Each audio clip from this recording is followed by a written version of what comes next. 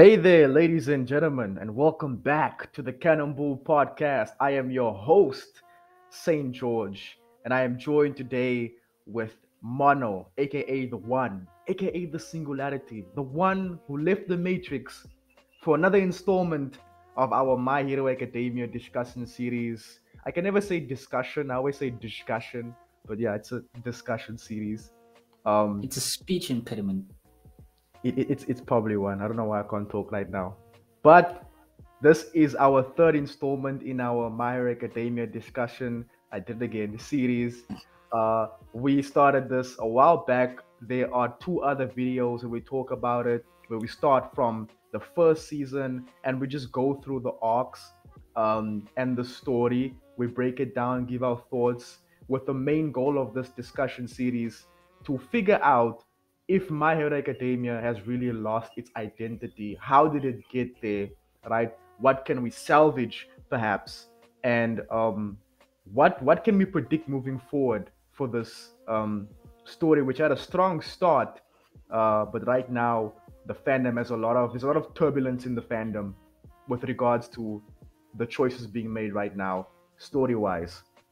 So, if you are Actually, new, brief interruption for that. What do you think about that turbulence? I don't think we commented on it last time. What do you think? Like, where do you think that comes from? Like, some people thinking maybe it fell off, and some people thinking that it's great. It's never been better. Where do you think that comes from? I think it just comes from the decisions being made that it's not hitting the same as before, uh one of these first decisions that were made, in my opinion, is Dark Deku arc. It was such a it was such a left turn, like from what My Hero Academia was or what they're trying to do. The story got dark so fast. I'm not saying it's a bad thing for stories to get a bit serious, but it was just such a decision that made you go, okay. And from then onwards, it just kept going, doing that same thing until we where we are now. We have things like, what example can I give? Where All for One is still in this fight, you know, and it's like, isn't this Tomara's turn? Isn't it his turn to be the symbol of fear, to be the next All for One? Was this not a I mean, story I can't about? wait till we get to that part in the manga. Or I mean, I guess in this discussion in general, where like he gives All Might that whole speech of like, yeah, nah, it's about finding a successor and such. It's like, oh man, that's gonna go out the window, huh? Exactly. You thought this is a story about two successors, one for one for all. This generational battle that's been going on for more than 100 years finally coming to its conclusion. But for some reason, all for one is pulling a Ronaldo and he doesn't want to retire. That's a low blow. Like it's like, what is happening right now with this guy, bro? It's like, nah, I want to be the demon lord. You had your chance, bro. You failed.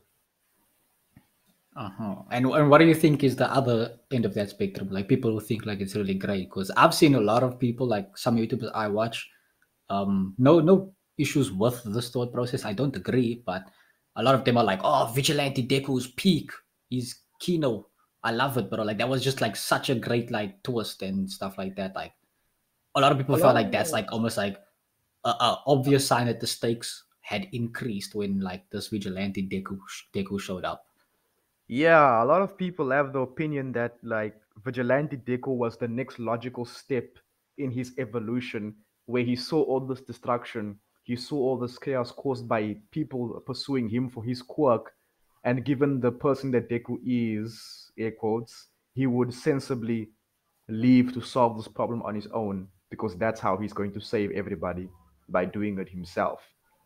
Um, and I disagree with that, because Deku, when we first meet him, uh, and as the story goes on, he's someone that values teamwork, right? He's someone that he knows how people's quirks work. He can suggest how the quirk can be fixed.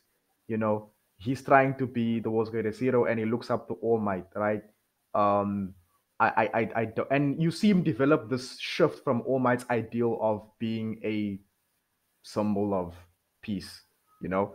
Um, And I guess the way Horikoshi wanted to like drive that point home is like, okay, you know what? I'm going to make him go through this arc where he tries to do that, but he fails, and he goes back to his thought process of like, I can't do this alone. But that's something you already realized before, that he can't do this alone. So why make him go to that again? That for me was like, that's how why I disagree with people who say no, the story right now is peak, it's still good. And again, my hero's good at giving us good moments that carry the story. So I think when people see these good moments, they continue to praise the story, right? You look at the fight between, spoiler, right? Stars and Stripes versus Shigaraki, you know, you look at her quirk and it's like, what type of quirk is that, bro? Like, you don't stop to ask the question of like, how does this work? You just like enamored and in the You kind of story, lost in that moment. you're lost in that source, right? Of, oh my god, like, we look at what the squirk is doing, right? You look at the final fight, and there's so many things popping up, like Spinner's ideals of the whole mutant incident, and I can't wait to get there myself. I can't wait to get there Man. myself of him talking about like, oh, mutants in in the Matter universe, we're not accepted and we're discriminated, and it's like, is this not a universe where superpowers and people having abilities is normalized? Why is it that people think that people that look like you are strange? It feels like So it came now out I'm of not nowhere. exactly there yet, right? But I would like to ask, in My Hero, like just from your knowledge, expertise wise, right? We're getting a bit Wow. manga spoilery here, right? But Yeah. what do you think they consider to be a mutation? Because there's certain characters in My Hero who's like they just have like a slightly longer neck than normal. Do they consider that to be like you're a mutant or you just like long neck guy? You know, Best Jeanist has a long neck, Yeah. so I and they don't see him as a mutant. He's a normal person. Yeah, that's what I mean. Like, I'm like asking, like, do you does it ever get covered like later on in the manga as to like what is considered to be a mutant? Like, there's this one meme of like the furry scale where it like shows like a normal girl, it's like not furry. Then it shows a girl with like a cat tail, it's like not furry. Then it shows a girl with like the cat ears and the cat tail, and they're like, yeah, I guess we're getting close, but that's a cat girl, it's not furry. Then she gets like the cat's nose, and they're like, maybe this is kind of furry. Then she gets the fur, and they're like, that's furry. So like, like, do they have like a mutant scale like that? It's like, oh, long neck, not really a mutant. Long neck but lizard nose, you're a mutant. Like, how do they go about it? They don't have a scale, and it's a lot of like guesswork that you need to do for yourself to like for you to know what is a mutant and what is not a mutant, because you have to decide it basically for yourself, right? Because you look at someone like Cellophane. Cellophane's Mm-hmm. elbows have like those sellotape thingy majigs. Hunters, they have those sellotape stuff, right? You get someone like Mina, who her skin is pink and she's got horns, but she's not really bullied, right? I've never seen her. She doesn't have that backstory for her. She doesn't talk about it. Everyone accepts her and likes her. She had so many like normal looking friends. But then you get someone like Tentacle, who he has like relatively human skin, but he's got like four arms and like a weird face shape, and he was persecuted. You get someone like Spinner, who he's a human lizard, persecuted. Yeah. Someone like Anima with the animal voice thing, Mm-hmm. persecuted. And it's like, where do And we draw the Froppy? line here? Froppy wasn't. People just no, you Okay, don't so see she, her go okay, through it. interesting. So it's like, okay, why is it that some people Interesting. get the treatment and others don't? Like you Yeah, no, look I at don't have someone like anything else to Anima. say He's then. I mean, like, got that's fairly just, human looking uh, skin. He basically looks like what I guess Zero looks like or what Froppy looks like. Froppy doesn't have green skin or scales, but like, it's like, why aren't they persecuted? But others are, is what I'm trying to say. It's a yeah. then you must do the guesswork of like, okay, no, I guess Spinner is a mutant and Tentacoil is a mutant and Anima, but Froppy is, and you're like, what about Mina? I mean, clearly she has pink skin. What about Zero? He's got abnormal looking like elbows. What about who's this? Does Mineta Um, count? I was now gonna say, what about Minera? Like his hair, is he? I mean, because if you look at it fundamentally, Okay, wait, wait, wait, everybody wait, in wait. What Nairo about is the a mutant. principal? What about the principal at UA? The He's like principal is an a animal. rat or something. He is a Like, but rat that doesn't anyone ever like look at him and be like, oh, he could be a guy who's just like, what is he again? Is he a mouse or something? No, apparently he is a mouse Yeah, that he got the developed. intelligence most. Yeah, He's got like above human intellect. which begs the question for me: can animals develop quirks? Which begs the question to me: doesn't that mean he's a mutant? He's not like the other animals. Exactly. So But he I'm got to here like by be a the principal of a school. mutant types, like on the wiki, right? Yeah. So it says like Uh-huh. mutant type, also called heteromorphic, right? Quirks are abilities that cause the user a permanent abnormality directly related to their power. Mutant type quirks create bodily structures that grant the user more complex abilities that emitter and transformation quirks cannot safely provide. Oftentimes, they will Hmm. bestow prehensile appendages that the user can control or add structures to pre-existing limbs to enhance pre-existing abilities. So sellotape Mutant on the type elbows. quirks, yeah. Mutant type quirks even have the ability to channel certain aspects of their user to them, sorry, in a similar manner to emitter quirks. And they have an example here of Mezzo, aka Tentacoil, his picture, his quirk of like Hmm. the tubular arms, right? Hmm. So it says here further on, mutant quirks are also the only known type of quirk which can be passed down through generations without necessarily bestowing the corresponding ability, such as with Fumikage and his bird-like head that has nothing to do with his quirk, Dark Shadow. As a Hmm. result of this, while it's uncertain how common mutant type quirks are, it can safely be assumed that they are the most commonly inherited. So if they are the most commonly inherited, why are they persecuted? I wonder. I wonder. Because doesn't that mean that thingy is not in fact an emitter, Bakugo? He's a mutant because he inherited his both his parents' quirks that then resulted in his quirk. So doesn't that mean that's a mutation? Hmm, probably. Let me look at what is the type, his type. This is explosion, right? Yeah, but I think he's considered to be under the emitter category. Probably. So yeah, Mhm. like the whole mutant thing, it's so confusing that they introduced it. Like I always say, it wouldn't be so out there if Horikoshi set this up that in the story, maybe in the first chapter of My Hero Academia, while Deku is narrating how this world works, you can see when he turns around the corner and there's an alley, there's a mutant getting bullied, and then he's like, although for some people, quirks aren't that normal and they are shunned because of the appearance that the quirk gives them. Then you see someone who looks like, but maybe they have like antlers, they're getting like clown Mhm. for it, and that's how you set up. Okay, no, there's people in this world that if you look a certain way, you get persecuted. You know? Which is it's an interesting premise, right? Because I feel like my hero keeps forgetting that Midoriya is like the main character, right? Yeah. We keep getting this thing of like it's like how people's quirks have affected them with the villains, whether it be mutant or like psychological issues that has been brought about by having your quirk, or psychological issues that then translated into how you use your quirk, with people like Shigaraki and Dabi, right? um but they don't ever talk really about like people who don't have quirks. How do they live their life? What does that impact them as? And that could have been an interesting thing, like to explore, like what you talk about, like where Deku has like this whole narration of, some people having a quirk isn't all that great, as to maybe like we can explore what does Deku then feel about that as someone who wants to desperately have a quirk. Does he feel like, Mm, the risk of being outcast for being a mutant, if that were to happen, it's like more than his like desire to have the quirk, right? Like, does he think that it's not worth it, or does he think it is worth it? Like, he'd be like, "I bro, I could get antlers, I'll be fine with it." Or does he think that I can get any quirk besides a mutation one, because then I'm outcast? Like, what does Deku think? I think given from what this is now be wouldn't be something objective, like some from what I've observed, right?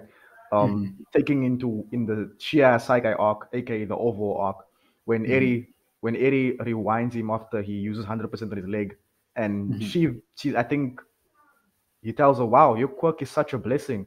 You rewinded my pain. Like you sort of like a little doctor. You took that pain away from me. People say your quirk is a curse, but I think it's a blessing. And she also has like a little horn in the head. So maybe taking that into account, Maybe if Deku saw someone with antlers, he'd be like, "Look, man, I think your quirk is pretty cool. I think it's a blessing. I don't think you should feel, bad about it." So if he maybe got antlers, he wouldn't maybe feel too, beat up about it. Be like, "Oh wow, I have a quirk," you know. Um, Hmm. and if people maybe start, I don't know what his response would be if people started like clowning him for it because Deku's not a responsive person, Yeah. evident by the fact that Kachan has been pushing him around his whole life and he hasn't done anything back. So from that point, I don't know what his response would be, but I do know that I have a feeling that he might not be too bothered by having a mutation. Still, though, would still be interesting to see again Deku's perspective in all of this, Yes. which is Yeah, often I don't deny that. forgotten. Yeah. Explosion is an emitter, confirmed. Yeah, so like, but he like does it say there? Because what I recall is that he inherited from his parents this specific So work. yeah, explosion allows him to create nitroglycerin like sweat from the palm of his hands. Uh, yeah, though either one of his palms cuts through either one of his palms, Katsu creates fiery shockwaves that are highly powerful and destructive. But no, like yeah, he did inherit it. His dad can secrete I know his mom can like secrete like Vaseline or something weird like that. That's why she's glycerin. supposed to look. Yeah, that's why she's supposed to look so young. Yes, and his dad secretes something else that if you pair them together, it makes Katsuki's nitrous glycerin. Why can't I talk right now? So Don't worry. But like, I guess that is a mutation of like the sweat glands, right? Like, it's just not an obvious mutation. it's not. To I usually look at it and I'm like this is a unintentional quirk marriage. They Mm-mm. weren't trying to create someone as powerful as Kachan, but they did unwillingly. Like this guy was like, did no one tell them, look, if you guys have a baby, like his quirk would be pretty Destructive. amazing, destructive. And then Katsuki's board, he can like pop in the palm of his hands, like it's I just think it's interesting, right? Because like, um, it seems as though like the inheritance of quirks is also something that is very paper thin in My Hero.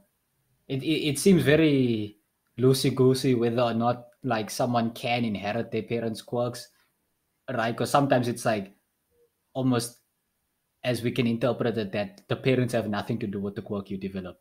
And then in some instances, it's like, now actually, that's exactly why some people's parents get married so that they can produce offspring with an even more powerful quirk. And it's like, how do you guarantee that would happen though? yeah. Like they just that they would inherit either of your quirks. How do you guarantee? Yeah. Yeah, it's never a guarantee. It's a process evident with What's Deku's dad's quirk? You can breathe fire. he can breathe fire. That's interesting. Where is Hasashi Midoriya, bro? Where is this guy, bro? Where is this guy? Man's went to go get milk, man. He got lost. Bro, they say he's working abroad. His son is literally being live streamed right now where the manga is. There's a live He stream has happening no with care his for son it. fighting a monster. And he's like, yeah, bro. I'm actually just having some tea in London right now. Like, Man's is heating up his cup of tea with his mouth. He's like, yeah, that's my boy. yo, Isashi. And bro, like your wife, bro, like she's alone. Like, bro, she's cheating on you. But oh my, I'm telling you now. Nah, I don't know that. Banalik and Bumpy. I don't know, man. I don't know about that. Yo, man, yo, there's no way you just said that. I know definitely Katsuki's mom is cheating on her husband. She can't not be. There's no way. Yeah, there's no way. But like, She I just mean, All Might did say like Inko looks like Nana Shimura, and he says Nana Shimura is pretty. So like, stop shipping, fam. so I'm just saying, Deku, like your stepdad might be the world's greatest hero. You might like that. Wasn't there a time where like there was like fan theories that like All for One is Deku's dad? Dad for one theory. People hate that theory with a That's such a passion. goofy one, man. Like if that comes through somehow through like some like stupid contrivance, I'm actually like gonna start like I don't know committing violence onto people in the streets. Bro, Because like people are like, oh, Orokoshi does take inspiration from Star Wars sometimes. Most I am your recently, father. um, like with the 6-6 incident, the difference in Order 66. So like Mm. they thought there was a real like yeah a moment like that where it's like Midoriya, I am your father, and it's like I took away your quirk, and it's like what? That would be so goofy because, like, what quirk would he even have? I can breathe fire. I can lift things with my mind. Only small objects, though. Psionic fire? So, I can burn your brain, but it's not real, though. It just kind of feels like it. Damn. I mean, but then again, like there are people in the world who are quirkless, like David Shields' daughter, Melissa Shields from My Hero Academia, Two Heroes, the movie. No, is Hmm. it? Yeah, it's Two Heroes. She's quirkless and hot, but mostly quirkless. Um, and You know who's yeah, hot? Never Endeavor. mind. Nah, I wasn't gonna say that. I was gonna be down bad. You weren't gonna say midnight, are you? No, of course not. Not midnight. Like you know me by now. If somebody wants me to think something about a character, I refuse. That's just how I am. The So like, true, true, true. obviously, the story is like, hey, look at her, she's hot, right? And I'm like, nah, never mind. I was gonna talk about somebody else, somebody who has rabbit aesthetics. Sagiyami. Uh, but then I Everyone decided knows, not bro. to say that. So like, No, no, obviously, I no. wouldn't say anything like that. Everyone knows that Usagi Yami is a mommy. Everyone knows that, man. Everyone knows that. There's even a post I saw on Twitter. Very strange. The way, because currently the team fighting Shigaraki includes Kachan, uh, what's her name? Mirko, Best Jeanist, and the big three. And Mirko and Dynamite, Kachan, are arguing. And this guy on Twitter, like he posts, is like, if Dynamite. if if they weren't like such a huge age gap, I would ship them. If they were like classmates, and I'd be like, I was like, bro, I'm damn, bro. Shipping community. Y'all be wild, man. I mean, damn. I mean, damn. I almost agreed with I him. wonder. I told myself I wonder back. if there's some shippers who do it just for like meme value, right? Like some ships, I don't think are Probably. real. I don't think those are real people. Pineta plus anyone ships are always sort of like, I don't know if you're real, bro. I think you're memeing. When were they? There was a meme where they like said Maneta has a hidden power. His quick evolution probably destroy all for one. Just a little fun meme. Ah man, that would be like hilarious. So, but getting into back into like the story stuff, right? Of where we are, we Yeah, basically the now, continuity. yeah, we basically like in the back half, the middle of season two.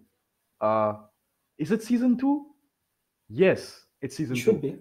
Yeah, the beginning of the hero killer, the versus hero killer arc, right? Right now, something happened with Ida's brother that hospitalized him. He had an encounter with the hero killer, and people worried about Ida. But then on the way to school, Midoriya is on a train. People are like, "Hey, you they keep from the sports festival because they were on TV." And Ida shows up and he tells him, "Hey, man, about my brother, don't worry about it. I'm sorry if he or I caused you guys any concern." And he walks away with that, like the blood face, like in the anime, that shows that something's wrong with this guy. He's not okay with Something it. dramatic. Yeah. And then Deku like give him a look like, Okay, bro, I keep my eye on you, nigga." You know what I'm saying? So they go to school. And Erase tells them, "Hey, it's time for you guys to pick your hero names because you'll be interning with the pros very soon, right?" Kirishima picks the sturdy hero, Red Riot. Um, what's her name? Mina Ashido. Before picking Pinky, she picks Alien Queen, which they deem is a bit too hostile, I I think. don't think so. And they actually reference Alien, like the Alien. xenomorph. And Yeah. actually draw her. I'm looking at the part they draw her with like They that draw thing in the more. mouth. Mm-mm. Yeah. Deku's like, okay, um, Froppy chooses Froppy. I forget her name. Tsui. To you. Asu. Tsuyu, yeah. She was Froppy. Kirishima Red Riot off the Crimson Riot because he's just the goat. Red Riot's the goat. And then, Deku's looking at his like thing to write his name.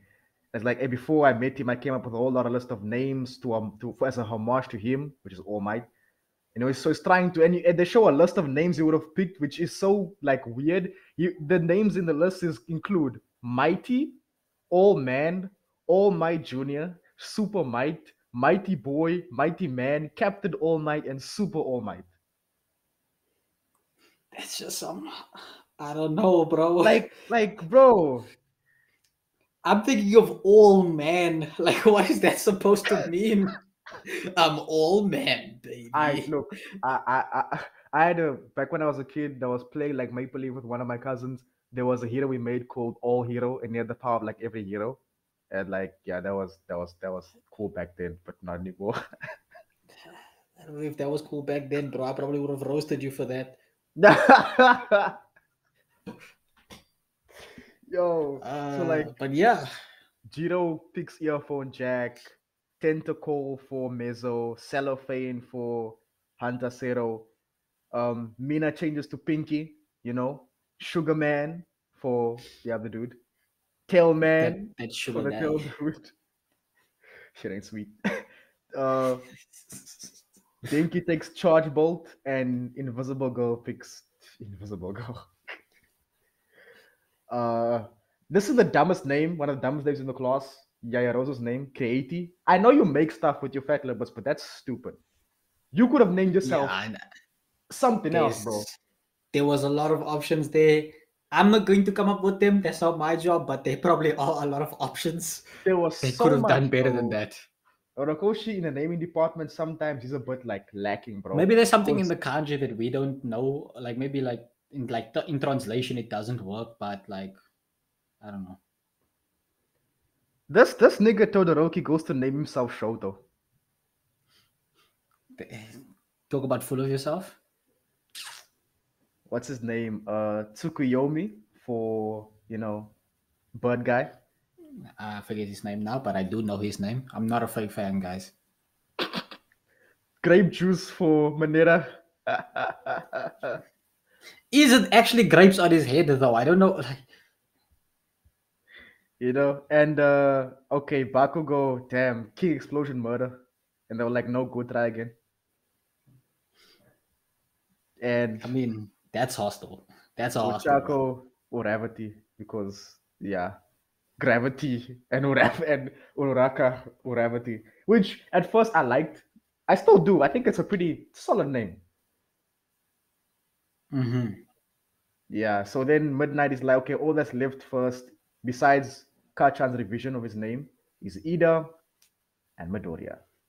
Ida, he's struggling because, well, his brother, the name Ingenium is passed down, right? So it's like, given his brother's condition right now, he's just like, do I take the name? Does that mean I'm accepting that he's going to die in hospital? Like, what am I doing here? All right. And because of that, he just takes the name Tenya for now because he can't. He doesn't want to think about it. At least And not yet. at least not yet, right? And then, okay, what about you, Midori? Is like, yeah, he's thinking, I always hated this name, but now I'm gonna own it. And it's like, I'm the Deku who gives it his all. And he reveals his name, and he's like, Deku, this will be my hero name. And then Kaja's he's looking at the thing like, this nigga did not just do that. And then like whatever he's smiling like, oh, it's the name I call him. Nice. No. George, that's Deku's best friend. Can't you see? He's angry because he's happy that Deku accepted the name. Obviously, right? Because they're best friends. Baku But Deku why would Katsuki ever want anything bad to happen to Deku ever? He's such a nice guy. Ay, ay, ay. Ay, ay, ay. I will not have this discussion again. I'll make a dedicated video just to like pull the ears of usurpers and make you understand a little something real quick, right? And I like what happens next because what's this? All Might finds out that Bakugo. like yeah, Bakugo like used to pick on like Deku and stuff like that. Um and yeah, it's just a nice little detail there. But yeah, everyone picks their names and like, that is the end of that. Um and then they go to their work studies, right? This is now where we get introduced to like Gran Torino, Ryuku, the dragon hero. I think she's cool. She can turn into a dragon. She's like, at this moment in the story, she's the number 10 hero. She does go I think she takes what's his name? Gang Orca's spot. Because he was number 10. Ah, But she takes his spot. And he becomes number 11, I think. But yeah, she's turned into a dragon. She's really cool. Very chill what's the guy with the person. gun's name? Snipe. Is it just Snipe? Yeah, it's Snipe. Um, I confused him with Gunhead in the previous discussion. Hmm. Um, yeah, but Gunhead, yeah, whatever it goes to Gunhead, she's going to learn her Gunhead martial arts for the first time. Midoriya is going to Gran Torino, and I think Ida goes to a guy called Manuel, and his abilities to manipulate water, which weird thing. I thought beforehand that Manuel didn't have a quirk, but like it was a manual person. I thought it was like a play. My I don't know. goodness. I don't know. It was a weird thought. My goodness. It was a weird thought. Um, yeah, but without taking too long, Midoriya goes to Gran Torino. He gets a new suit because his suit got destroyed in the USJ incident when Shigaraki came. No, it got destroyed in the battle trial arc when he fought Kachan. Yeah. So they gave him the new darker green suit with the black lines that he wears with his like red Jordans every time. That was And basically like the last time he wore his helmet as well. yeah, Like it his was the full on last time. helmet. Yeah, that he wore his It helmet. becomes a hoodie later on, right? Or is it always just treated as a hoodie from this point on? Yeah, it's more so treated as a hoodie. Right now in the story, he forwent it completely. Like it doesn't. Is forwent a word? I always use this. Is that like the past tense of forego? Yes, I guess if it isn't, it is now, right? he forwent the mask. He doesn't wear it anymore. He wears now Gran Torino's cape because yeah, he's not dead, guys. For those who don't know, he's not dead. He's not wearing the cape because he's dead. Gran Torino's not dead. Um, And before everyone embarks, like, Deku tells Ida, we heard about what happened to your brother with like the hero killer. Wanna know if you're okay, man? Like you kind of said you were, but we don't trust that. And he's like, nah, bro, I'm fine, bro. And they're like, whatever it is, like, bro, we're your friends, bro. Like, what I'm saying? Like, you can talk to us. And he's like, sure. And he walks away. And Mm-hmm. that's when you know this guy's not okay. Tension is building. Tension is building. So what I looking back at season two, you know, Deku training with Gran Torino, um, it was really fun to see how he developed full cowling. But I know Mono has an issue with full cowling, and I'll let him go on that tangent in a minute. But like, usually seeing him like trying to, I think Kenton explains to him, look, man, like imagine your power, imagine you like this. He puts this thing in the microwave to defrost. And it's like, try to envision yourself as like, try to not cook yourself fully. Try to like undercook yourself or like not use too much of your power. Maybe spit it out. Something. He gives him some sort of an explanation. And that's when they train again the next day, right?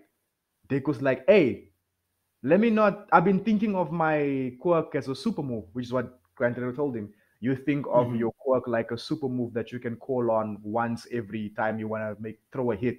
It's your quirk. It's a part of you. Use it like it's a part of you. And so Deku thinks, I'm gonna spread this evenly throughout my body. Throughout my body.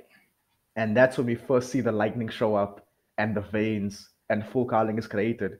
And Tarantino like hanging on the wall and looks at him is like, so in this new form you have, can you move? And he's like, I don't know, but I guess you're gonna find out. And it's like, all right, he puts the timer, round two, let's go, boy. And then like, they do this trading where like Gran is jumping around, darting around the room, and Deko's trying to hit him. He's struggling, but he does manage to graze Gran Torino, and it scrapes like a scratch on him. And then, Theo's like, man, like this kid, when he fully masters his quirk with what he's doing, he's gonna be a monster. And that just hyped me up like, damn, what's Deku gonna do? Like when he reaches like 100%, that hype again of like when he gets to his full power. But I would like to ask you, Mono, like your thoughts on full cowling, which will probably I'll agree with a lot of stuff, but your thoughts on one for full cowling and how it got to the So develop. not to rant a bit, right? But I do like the lesson that they were trying to teach him, right? Especially even Deku's whole thing of, because if you recall, right, this was the point in the story where he made this realization. But Deku has this very strange habit of having to relearn the same lesson 9 billion times over. Um, and he always only takes one piece of that lesson and then overextends it, right? I will try and explain what I mean by that in a few, right? With like the whole logic behind this is that Deku tells himself, well, look, I'm looking at this quirk incorrectly. The way I'm looking at this quirk is shackled down by my vision of All Might. So he realizes he needs to break away from that vision of All Might. You might realize that this is something he's going to learn 5 more times as the story goes on. Of I'm Yeah. being shackled by All Might. I'm still copying All Might. And even All Might says, you're still copying me. And it's like, bro, Yes. like, why do we keep going through the same thing? And what I'm saying is overextending it is that he will say, okay, so what do I do that doesn't copy All Might? Oh, yes, I will do this. I will jump around a lot. And then he overextends that to that being now the main form of his fighting style. Then we get to a point later on in the story, it's like, oh, I should kick now so I don't copy All Might. And then he kicks too much. And then like he keeps overextending these things where it's like, I wish that Deku could have this moment where he can just look at the quirk, right?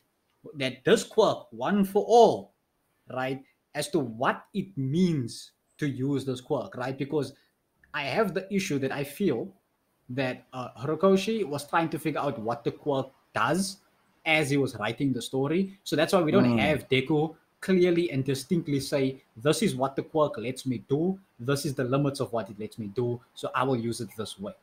Now we get to full cow, right? Yeah. The application is to use the power throughout the entirety of his body. But I would like to know from you, George, just as like something to bounce off of here, what do you think he's doing differently to All Might? Besides like jumping around, like on a fundamental level, does All Might not jump with super strength? What is Deku doing differently? All Might always jumps using super speed. He always jumps. That's how he simulates his flying. That's how he gets to you, right? If you watch All Might Rising, the short that shows him in USA fighting those criminals, which I like watching that a lot because you see young All Might do his thing. He jumps and he vaults and he does those stuff. But if I had to get like to the finer details, I guess what Midoriya is doing differently to All Might is coursing the He's power. focusing on speed. He's focusing on speed, coursing the power throughout his body, which weakens his strength, but for some reason enhances his, according to the databases, enhances his speed and maneuverability. So he can like fine tune his movements. So yeah, he's like quicker and more nimble, like a bunny, compared to All Might. Um, Who also has the bunny aesthetic, by the way, because he didn't change his fighting style from All Might. That's actually the point I'm getting at, right? One of the things we see in the earlier chapters of My Hero is people commenting on All Might's speed, right? That yes. there's not many who can compete with him when it comes to speed or strength. So, like, that's what I'm saying, that ultimately Deku isn't doing anything different, but the story gives us a visual flair and puts more emphasis on, oh, he's not as strong as All Might when he's doing this, so it's different. But later on in the story, he gets as strong as All Might, and it's no different. Like his fighting style is still exactly the same, Still kicking, outside of still the fact that he punching. has additional abilities, right? But like what I'm trying to get at here is that I do not like this ability because after a certain point in time, it makes you wonder. First of all, what the percentages, it's very strange how the percentages of this power works. But secondly, it's just that it starts to feel like it's a completely different quirk, and it makes you wonder. So why didn't All Might get like the training of don't look at this as some sort of special move? You need to use it in a unique way. Be more flexible.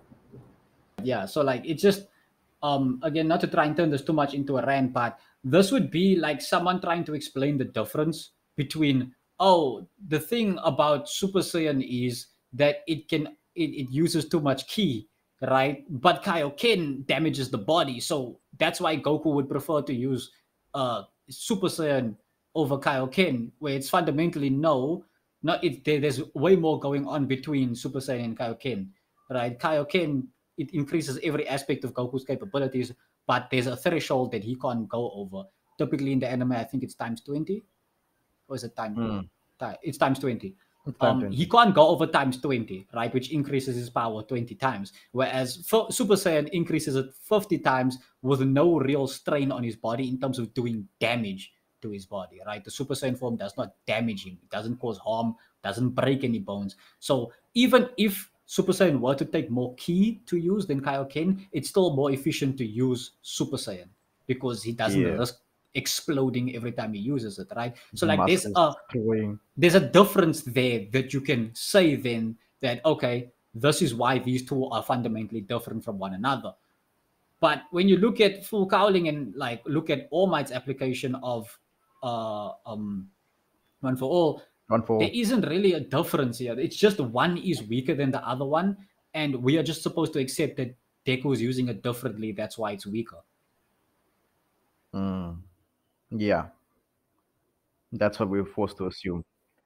It's an issue I just don't like about my hero in general, where it's like you need to fill in the gaps, audience member. This is what I was like saying before. Yeah, with the whole, even with you knowing what is mutant, what isn't, it's something you gotta figure out for yourself and make the conclusions for. It's not Hmm. something that you can clearly see Horikoshi trying to explain or tell you, But I right? actually wanted to ask you something quickly, right? Do you ever notice something in anime, at least, where like speed doesn't equivalent like it's not equivalent to like striking force, in terms of like a character? I probably phrased that terribly. Like what I essentially mean is that like it's never really a point made in anime that when a character moves a lot faster, like nobody points out that they should be punching way harder because of like the speeds that they The go at before force. striking. Uh It's like because it's like oh Deku's weaker but he goes faster and it's like so then he should be able to hit harder because of how much faster he's going. Like typically like with bullets for example, a lighter bullet yeah, it's the flies momentum they faster out carry. of the gun. Yeah, like that and other things, right? It's um isn't it conservation of momentum, not just momentum, if I'm not wrong. Someone can correct me in the comments, Mm. our fellow internet physicists. But Yes, essentially like we need your expertise going down below. faster means it's harder for you to stop, right? There's more energy needed to stop you because of the speed that you are going at. Therefore, if you were to punch someone at a higher speed, that punch should do more damage. So for Deku to be weaker because he's moving faster is a bit strange. Yeah, because like their explanation is like, oh no, but he's using 5% of one for all. It's not a lot, right? But he's still moving fast and picking up that force, right? Because even his fighting style at this point becomes one where he starts to like springboard off of walls and stuff to pick Hmm. up momentum and then dash like just jump into you with a Detroit smash. So it's like, oh, that punch should hurt like a lot. But when we get to now the fight with Hero Killer Stain, the punch only like sends him backwards like a meter or less, and it's like, okay, he, that was kind of that was this is one for all we're talking about, right? Like I'm sure even 5% should do some damage, you know? Well, this is where I get into my rant about percentages, right? If 100% obliterates his arm from using it but can destroy a balding sized robot, why is it that 5% his body can't handle? Right? Like Yeah. he's like, oh, I can't go higher than 5%. And it's like 5% evenly distributed through your body is too much. But apparently 100% in your arm only shatters the bones and muscles in your arm. It doesn't like turn it to mince or anything. Like it's still intact. It's just like messed up. Like that's a bit So strange. so you should be able to handle more than 5% by virtue of that, you know? I think it would reason someone can again our internet physicists and mathematicians could freely please do explain to Galileo me and how I'm Pythagoras, wrong. please. Exactly right. Please do explain to me how I'm wrong because I would very much like to look at Deku's use of One for All as like something genuinely unique and interesting. But the way the story explains it, it is not. It's just Gear Second from One Piece. And even in My Hero Academia 2 Heroes, the movie, when he does that training simulation thing on Island, he's punching out robots. Like, I'm sure robots would be made out of a certain material, right? A strong metal. So, and he's breaking it. So, I don't know Nah, how it's when he made out of does it, tinfoil. I don't know why when he does it with someone else, like, they don't even like. It's just they have to nerf Deku because Orokoshi knows Deku is stronger and faster than everyone in canon. So it's like, oh no, we need to nerf him. Otherwise, the fights won't be tense. The robots they just get destroyed. Like every time Deku fights a robot, the robot just it's a thing that I've experienced Nah, he's before. holding back when he fights people. Think about it. It's a thing that I've experienced before. Like sometimes if I'm trying to write something where it's like if they're fighting an inanimate like a robot or something, like a metal thing, like you want them to go all out, then you want the thing to be destroyed and stuff. But like when they fight the person, because you don't want your main character to kill, you don't make it that the person gets hurt. You just make it that they break a bone or a jaw. It's like no, but you should be consistent with their strength, right? Not just that. I think the issue comes about more so because in real life, we have people who are obviously stronger than others, and they are easily able to dispatch those people whom they are easy, like just stronger than, right? And most of the times, us as humans, we are not that much faster than one another or that much stronger than one another. Like when you look at like sprints, for example, like a second is a huge difference in a sprint, right? Like Yeah. someone being 1 second ahead of you or 1 second behind you, right? And we get to someone like Deku, who's like orders of magnitude faster and stronger than people around him, yet he still has trouble dealing with them. Imagine in an alternate future, Deku were to be in a position where he's fighting Hero Killer Stain. And he, instead of vaulting off of walls, runs straight up to him and grabs him by the wrists. What will Stain do from there on? He's not stronger than Deku. He can't break free from Deku's grip. He can't. But then they'll be like, And there's oh, there's there's him in other the people stomach. present, so it's not like Deku needs to defend himself. They can just walk up and be like, "Aye, bro, you're under arrest." And we're gonna get there how this fight, you know, the hero killer versus Shoto Ida and Deku fight is it's one for the books. And I don't mean Yeah, that I like like it. I like the fight. in a I just grave wish way. that it was in a different story. Like if Deku wasn't as strong or as fast as he is, it would have been like way better. It was really freaky how like when his mask came off, like his intimidation just made everyone go like freaked He's out. shocked. Everyone was just shocked. I was like, bro, what is with this guy? He looks like a Ninja Turtle, He is by the way. him. He basically is a Ninja Turtle. The the, the one splinter didn't raise. Uh yeah. So we have Deku, like, he develops the full cowling. Meanwhile, Ida is with Manuel, and the reason why he's not focusing on his internship, right? Or his hero work studies. No, it's more, I think it's an internship, not a work study. He he he's using this time that he's patrolling with Manuel to look for where he can find the hero killer because Ida wants to take revenge, right? His mindset right now is one of, look, my brother's in hospital. It's because of this guy called Hero Killer Stain. I'm not gonna rest until I apprehend this guy. When I see him, I don't think I'm even gonna arrest him. I'm going to kill him, right? Um, and this is what he's focusing on. Um, I would like to ask, like, what is your thoughts on that, Mono? Like, Ida's mentality right now. He wants to go and kill this guy. Uh, I don't know. I feel like we were jumping a bit forward, if that makes any sense. Like I don't mm, think there was enough time developed into like his connection with his brother. I think like you as an audience member, you can be like, yeah, I can picture being in that position, right? Like if my brothers got like hospitalized to the point of being on the brink of death, I'd probably be like on some I might have to kill someone energy. But yeah, I kind of feel like again we jumped the gun a bit. I wish we got more into Ida's psychology here. Maybe like for example, if we started out with him being like, now I'm gonna apprehend him first, and then maybe I don't know, a week goes by and he's getting more and more frustrated, right? And he's seeing more and more heroes get put in danger. And from there on, it becomes a thing where he starts to almost try and rationalize it as to be like, no, I'm not going to just take him in for the sake of justice. I need to take him out for the sake of justice because if I keep letting him go, more people will be in danger. Like just watch that psychology develop a little bit more. Uh, because I feel like we did jump the gun a bit where he was just like, all right, I'm going to kill this guy now. and I feel like there are a lot of stuff in the My Hero story that, like, if it just was given a little bit more thought and cooked out, if the food was left to cook a little bit more, it would have tasted a little bit better. Maybe Orokoshi should take some lessons from Gran Torino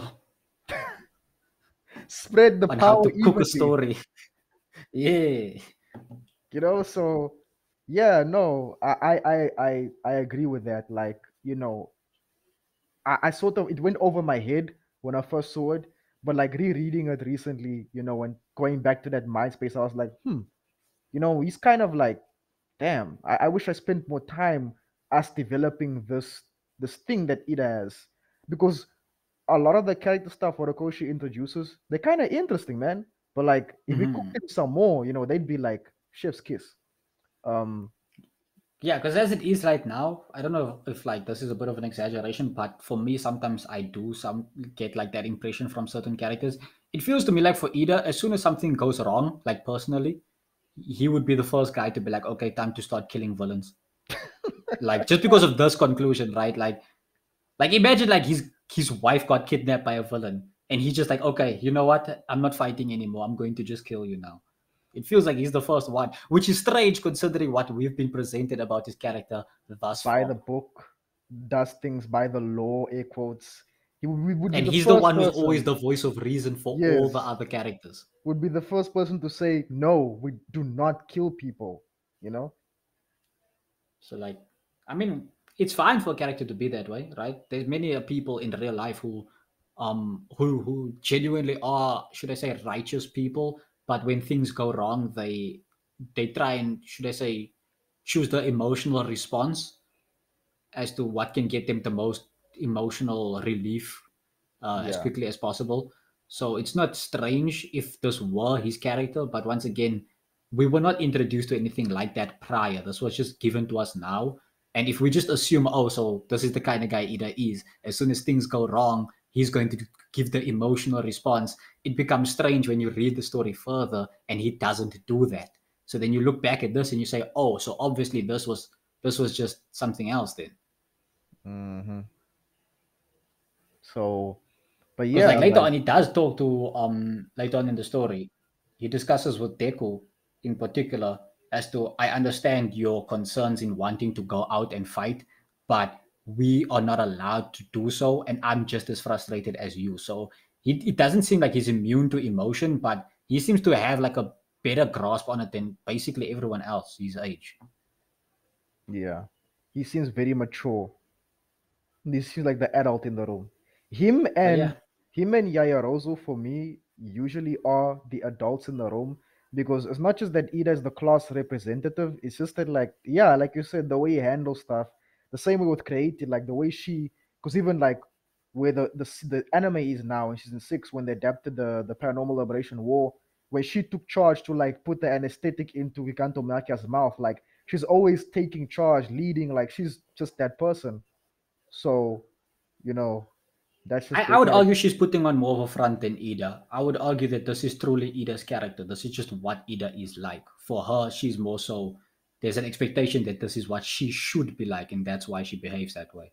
I wouldn't I argue mean, that yeah, that's just yeah. a merit to her character, Because like which is something that in, gets in explored in the sometimes. next arc, in the next arc of the final Yeah. exam, she's like, "Oh my God, Todoroki, Todoroki, I'm shaking. Oh, I'm shaking, please." And it's like, bro, calm down. Like, trust yourself, bro. Yeah, that's what I mean. I mean, like, it's a cliche thing for these kinds of anime characters, right? Where it's like, would I say, do I say aristocratic anime girl comes from a relatively wealthy background, Law, and then there's yeah, these expectations that is set yes, on her that she must behave like a a certain leader, way. prim and proper lady, And then you get Shoto, straight A student, all nigga, that. my dad, shit, bro. I can I will do nothing for this family, bro. And I'm also wealthy. You know who else won't do anything for that family? I'm not gonna say his name. That's a Don't, spoiler. don't don't say his name. We do not say his name. Yeah. One for all. Wouldn't that be a Was cool there arc? actually a hero called One for All? I wonder.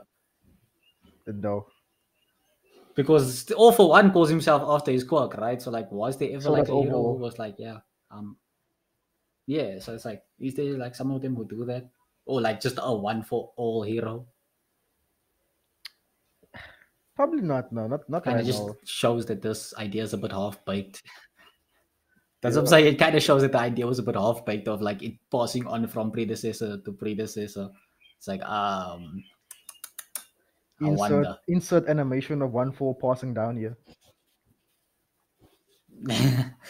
They like I using that thing. I don't know for what reason, but I always just picture the scene where they like the lights in the like the energy connects to one and Yes, connects that's to the the next one. connects. I always just picture that for no reason. That No, that's because normally, like I always think that it's supposed to be like a thing of, oh yeah, it's supposed to be like we show one person taking another person's hand, and then the power passes on, and another person takes another person's hand, and it passes on like that visually. yeah. Whereas the power shouldn't pass on that way typically. Yeah. I also want to know, But hey, like, I wish Shigaraki's Horikoshi. grandma, I'd eat her hair. I'm just saying. Oh my god, a lot of people would. We need more. Like, there should have been like more female one for all, like inheritors. But that's just I me, mean, like being a guy. I don't know what that would No, that's achieve. just for me. Like, that's just for me. I would, if I was Horikoshi editor, I'd be like, put like one more female, like one for all user. I'd be like, why? I'd be like, just do it, bro. Just do it. You know? I mean, like, that's what I was about to say. I was gonna say that like I don't see what that would really achieve, but it won't take anything away either. So like Yeah. no room really to argue against or in favor on my part. Like I don't really mind if there isn't, and I don't really mind if there is. Uh, Hmm. I kind of feel like anyone who came before who has had the quirk, they're kind of irrelevant. The point is just supposed to be they had the quirk and they pass it on. That's all they're supposed to actually achieve narratively. And this reminds me again of what I wanted to say. I wish Horikoshi explained more like what they meant by this person had the power, cultivated it, and passed it on to the next. It's like, how do you cultivate one for all? What do you mean by that? And also, when we say that it's being cultivated and passed on, does that imply that each person gets the quirk and it is stronger than the previous person's quirk? In which case, we then ask the question, why didn't All Might have any of the other quirks? Why is it only Deku who got access to the previous quirks? Quirk It's almost singularity. it's almost as if this is a half-baked idea. Which, no shade, no, but most mangaka go through this, and it's not their fault. Nah, definitely, definitely. You know, they get rushed, they have They deadlines, they get burnt overwork, out. they get burnt out. It's not their fault, but this happens. You know, Black Clover fans, your guy goes through this also, and that's why your stuff sometimes come out pretty half baked. You won't believe it because you're Or just like delusional. clones of other stories. Yes, so it happens. There's no shade to the bata. If he had more time to work and cook his stuff, like I said with Rakoshi, it would smell better. Not saying it smells bad, but you get me. So Yeah. Bakugo is with Best Genist, who teaches him to Oh, look, stuff he will do later in the story. yeah, teaches him to look outside of himself. You know, um, act like someone who is a hero. Stop being a delinquent. You know, think about people around you. And this will come back later, very much later in the story. We'll probably get there like in the fifth discussion. I don't know. Um, Tetsu and Red Riot are with fourth kind, a hero with four arms. Wonder where he went. I like Tetsu and Red Riot's like brotherhood. Like they Dynamic. just like, yeah, metal rock. Yeah, you know. Oravities with Gunhead. Um, Thingy, what's her name? Creati, that we talked about a few minutes ago, is with Kendo from class 1B. She's got that quirk that helps her enlarge her hands, her fists. Hero named Battle Fist. They with this snake hero called Uwabami. She's like a model more so, and they learn like to how to act in the spotlight and on TV and stuff like that as a hero, right? Because Um, that's really gonna help you save someone from a burning building. hey, my guy, yeah, hero studies, bro. Insert Hulk here saying internships. Huh? Huh? What? Uh, I see this is an absolute win. Yeah. So I do. I personally see it as an absolute win. yeah. So this is what everyone is doing so far. Um, Thoughts on like the internships. Like, what do you think would be a better thing for them to rather learn in these internships, Mono? I don't think really there's something that's particularly worse than the other, right? Like even the thing of like learning how to act in the spotlight. There comes a lot with being a hero. and like the public image, especially in My Hero, right? We see like with All Might, for example, like his public image is incredibly important. Yes. I just wish that if you wanted to do that, that would have been like its own dedicated story, as to be like, okay, so you chose your hero name. Now you need to try and uh, you know, become like the icon that that name represents, essentially, right? Like, Mm, because I think that's the argument that is made, right? That your hero name should mean something to you, right? So yes. I would like that they would project that meaning outwards to the world and be taught that, but also help them build an image in the public eye, right? That it's like, for example, if I'm Lord Explosion Murder, I should go out Lord Exploding and murdering, right? So people know that's me, Exactly. Your right? brand. Yeah, so I wish that like they would be taught like certain do's and don'ts, because later on in the story there's a lot of argument about, oh, heroes aren't supposed to do this, and it's like, man, if only that was set up earlier on in the story, that would be great. When we get to um Toga's, like, yo, man, I can't wait, bro. I can't wait. so I don't think that there's any particular thing that they're learning here that's necessarily wrong. I just wish that there was more of a, like this laser focus as to what, like, make it feel more like a curriculum, right? It can't be that Deku goes to learn something on his internship, right? And his internship thing that he's learning is, oh, Deku, you need to develop a special move for yourself. Because the goofy thing is, later on in the story, they have something in class of developing your own special moves. It would be great if that's where they could develop full cowling instead of getting boots that he uses to kick, right? It would be great if that was where he learned that. And yeah, rather he just went on the beat, like watched like an actual hero deal with crime fighting. Like, and Mm, also again, the public perception regarding it, have him learn certain lessons about, um, or rather how to deal with saving some people, not being able to save certain people, and we just see how that makes Deku feel, like learning these lessons.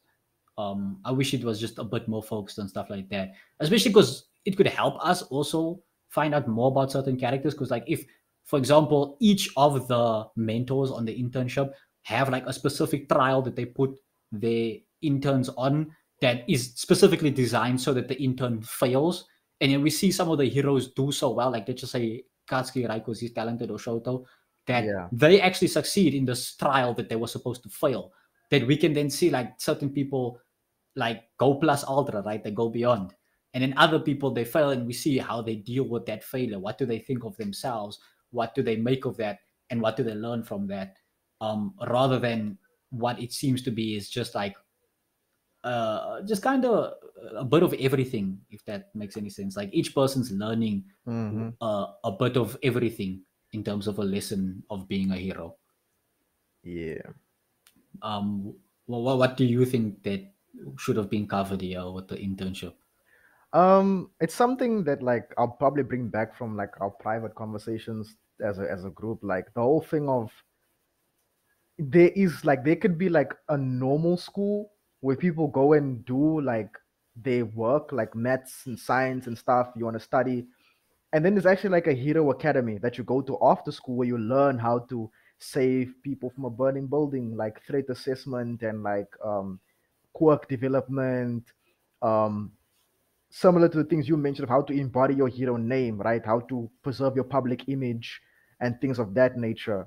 I think those are things that can be taught. And when it gets to the internships, okay, uh, you will now go on the field with hero insert hero here endeavor with all might, Hmm. and you will apply what you've learned here there, right? And they will add on to your knowledge of how they do things. Hmm. Yeah, I think that would be the approach. Um, And it I would would be go for. pretty interesting for them to then have like a whole city constructed after the fact and just let you run around the city and try and solve like artificial problems, because they can do that. We've seen it happen in They got the universe. tech, They they got the can do it. money. And they Like, got the people to pretend to be like in these situations. yeah, they got that company that like you can hire them to do that for a training session. So it's like, hey, you guys got this stuff Yeah, going. so like, and again, like just use that as more like a showcase, just to show us what our heroes have learned, right? And then they get scored afterwards, is to be like, the score doesn't necessarily mean anything. Like, it's not about did you pass or did you fail. It's more so just stuff you can look at and say, okay, this is where I did bad. Like, for example, um threat assessment. I fail to assess the threat properly. Or one is like hostage situations. I'm not good with hostage situations. One is like search and rescue. I'm not good with that. You know, like each person we get to see like what they need to work on in later arcs of the story. You know, especially because like for example, like hostage situation that also becomes something pretty relevant later on in the story with the camp training arc. Um, Yes. would have been nice set up there as well that we get to see who's bad with hostage situations, so that we understand then that they are now put in a position where they are out of the element, and then it creates that tension. Which is things they should be learning instead of like, oh, quirk, quirk, quirk. Bro, like, teach them Special to how attack, to, squawk, special attack. like, teach them how to assess and deal with a threat. Save hostages, like, bro, teach them heroic things. It's not just about your quirk. Nah, it's all about your quirk. Ah, Only your quirk quirk. That's the only society. important part. Like that's even the villain's whole thing, bro. It's like, oh, I'm not allowed to use my quirk, so I'm a bad guy. I murder people now. It's only about the Uh, quirks. It's never the motivation that comes first. Bakugo, I have this quirk, therefore I'm a hero now. Not I want to be a hero because I have this quirk. and we'll get there once we like when the Vanguard Action Squad, what they called in the beginning, show up and their motivations. It's gonna be a fun talk for real. Hey there, this is SaintJorge coming to you live from the editing setup. Thank you for watching, and if you enjoyed this video, don't forget to give us a like and subscribe to our channel. If you want to see more of our content, please feel free to browse through our channel and check out the rest of our videos. Feel free to comment in the comment sections. It's our podcast and it's your podcast. See you around.